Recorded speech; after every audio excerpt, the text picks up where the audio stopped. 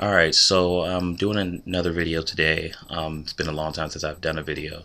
And this video is actually going to be about, ta-da, the Samsung Epic. This is actually not my phone. This was just handed to me as a promise that I would be able to do a comparison from this phone and my own phone, which is the Sprint HTC Evo.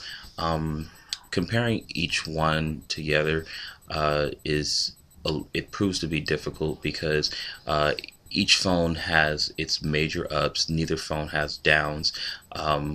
Outside of price points, I mean, they're both extremely expensive phones, but I wouldn't say that one has a bigger selling point over the other one. What I want to kind of do in this video is just kind of explain some of the things that I like about the Epic versus the Evo, and just kind of give people just a heads up for anybody who plans on becoming a potential buyer for either phone. The Epic, when I first started playing with it, I noticed that it is a fantastically beautiful phone. Just from the way that it turns on, it's extremely responsive, gets right to the home screen very quickly, and the display is just absolutely fascinating.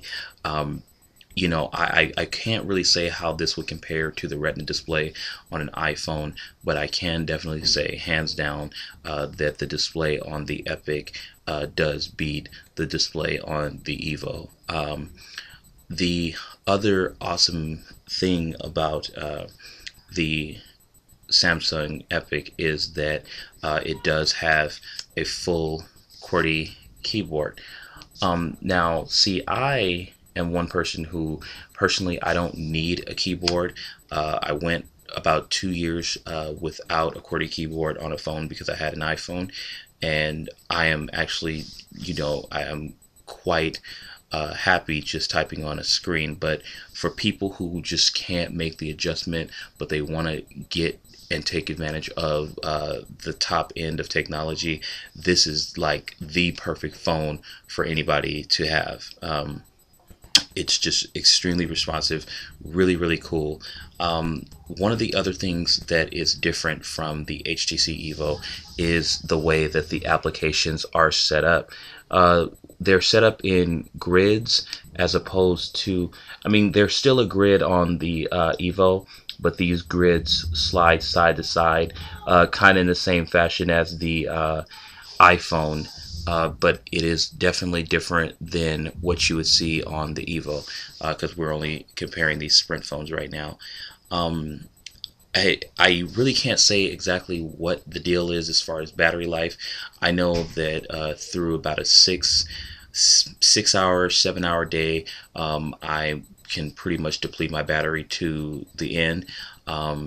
I don't really know how long this battery would last versus my own in that same amount of usage, but from what I hear, with the type of display that they do have on this phone, it makes it all the more better on battery life. This phone is running Android 2.1, whereas the Sprint HTC Evo is running 2.2. Really not a big difference in its compatibility and its usage in the way that you would go about using it.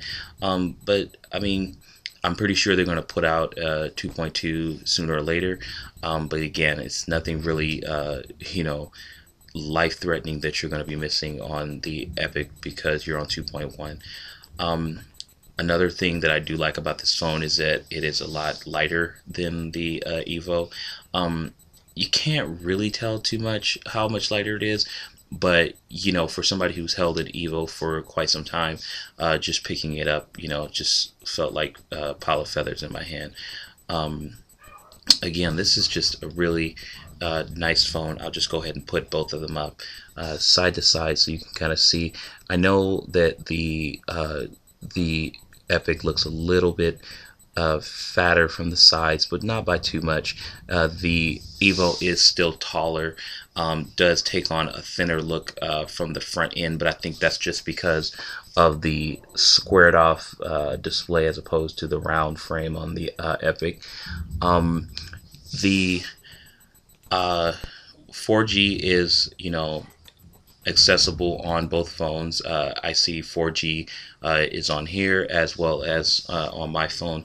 So either way you slice it, you got a really good phone on both ends.